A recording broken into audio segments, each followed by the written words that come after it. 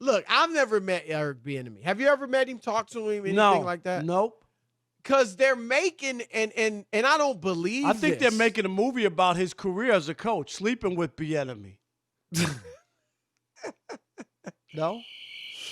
That one was okay to me. That was okay. Not bad. What? That was okay. I can't believe Craig Melvin didn't like it. I know. He laughed at everything, but wow. But Rob, the picture that these rumors are painting of him, and I don't think the writers that are repeating this stuff that they've been told off the record and anonymously and all that, I don't think they mean it this way. I don't think they're trying to do it.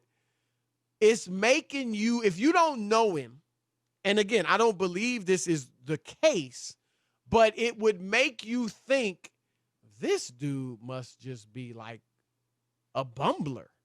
You know what I mean? When they say the interviews don't go well, and you like, well, the resume is great. The resume, I mean, who wouldn't be going after this guy?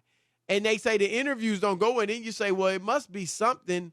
Is he just, not a people person or, And so it's unfortunate that they're putting that out there because, look, Tony Dungy came on our show, and it was reported, too, that Pat Mahomes told Deshaun Watson, Bieniemy is great. He has helped me so much. Andy Reid has said the same thing. Now, I know that's his guy, but he doesn't have to give Bieniemy credit, go overboard with giving him credit for Mahomes. The other thing, too, is, and I remember when Tony was trying to get his head coaching job, Chris. I've been covering the league since 1987. And I remember that, and it was about Tony. Tony kept getting turned down, and it was about, Tony's a soft-spoken guy. Yes.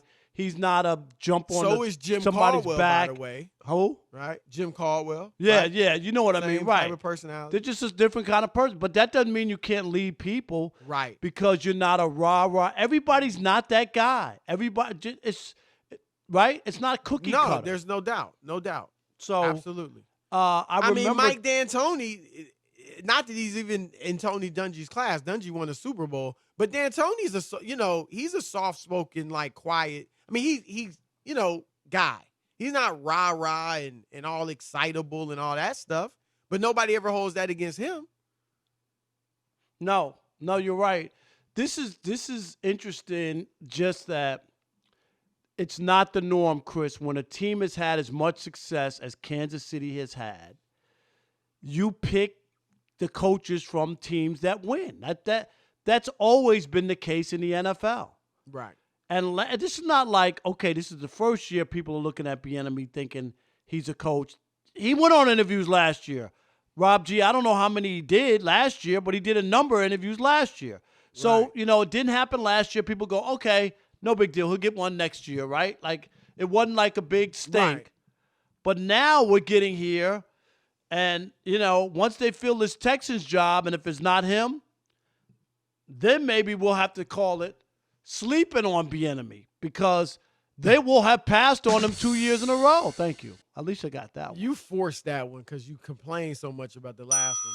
But anyway, you'll take it. I know. It's all right. I'll take it. It was a good joke. It did deserve a Craig Melvin. Or a Kawhi, at least. It did, right? So, Alex, he owed you one. Thank you, Alex. Yeah. Appreciate it. Whatever. No, but Chris, here, what do you think ahead. the ramifications will be? I'm just saying, in this country where we're living now, and what has gone on, you know what I mean, with Black Lives Matter, all the stuff that's happened, that the NFL comes off the heel of that. And the NFL, I mean, the Black National Anthem at the first game and Black Lives Matter stuff all over. You know what I mean? The NFL was in on this, right? And it didn't change the minds of the mostly white ownership that are the people who make the hires. Ultimately, you know that?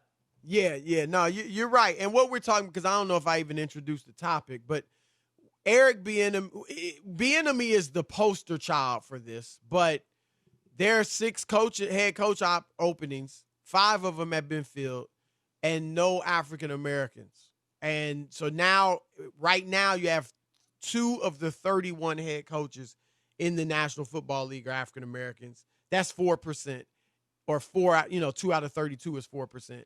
In a league that's 70% African American. Nobody's saying it should be 70% coaches, but the population of the country is 13% black. Right? Can we get somewhere that? in between there? Yeah, Right. 13 and 70. We can find a happy medium, but yeah. So I agree with you, Rob, in that I'm not surprised. I'm not gonna say I expected I thought the owners were better than this, and you know what I mean, that they were woke and all that stuff.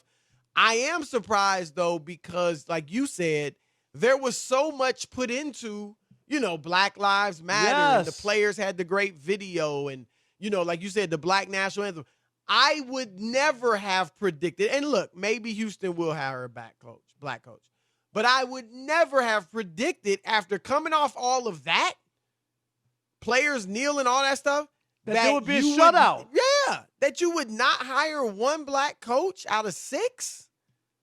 And so what can be done?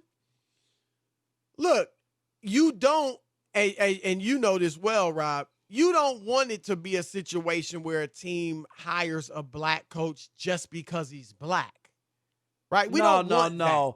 First of all, he doesn't deserve to be treated like that. He's done a great job. He's qualified, Chris. Right. That to be a token hire, absolutely exactly. You don't want a team being forced into hiring, and so you don't want that. You'd want it to be organic, and that people would just hire the best person for the job and look at qualifications. But I think, Rob, and I don't think this should be on the player. I don't think this should have to be their responsibility. But I really feel like the only way it may significantly change is if the players were to really stand up and just be like, this is ridiculous. You know what it is, Chris? It's like about this. We've said this before. You don't go play for organizations that don't give African Americans. Yeah, but only 2 teams no, have I black know. coaches. I mean, so you're not playing for any team. There's no That's what, right. You know what I mean? They would have to do it, Rob, as a collective, and basically say, we're not playing. I mean, you can't do it before next season because you're not going to not play because you only got one more hire. Right. But they can do, they got to figure out something. But I think that might be. Now, some people have said court, legal. But again, you don't want it to be a quota system. You would hope not. But you have to look at it and say something is awry here. I mean, there's no other way to look at it and not think that something just doesn't add up. And it ain't like, I mean, the guys they're hiring. Who's the guy they hired in Philadelphia? Do you know him? Nick Sirianni. I mean, heard his name here and there as an assistant coach. Right. But he came out of nowhere, Chris. How about that? Brandon Staley? I bet you can't come up with one story about that guy and from hired in Philly who came out of nowhere and they hired him. No. And they said, the only way the Rooney Rule was put in place was the law, legally. Right. And so, some people are saying it's going to take that. But I think it would have to be the players in an off season, doing something. But these hires are made. You're not gonna. It's tough, man. It's a tough position. You hate that the players will have to be in that position, but you always say it. They're gonna want a opportunity at a career when they're done playing. And remember, Chris, most players, right? The average career is 4 years. There's a whole life, and if you want to get into coaching and have a chance, you know what I mean? Everybody's not playing 15 years. Most of the coaches that played in the NFL weren't like that good. No, that's what I'm saying. You get into it, right? Yeah, like because the superstars, you don't see Hall of Famers. How many Hall of Famers go back and coach? Especially nowadays when they make all that money if they're that good. So yeah, it's And I do want to say this. I was asking. I think he interviewed for 3 jobs last year. Bieniemy. Yeah.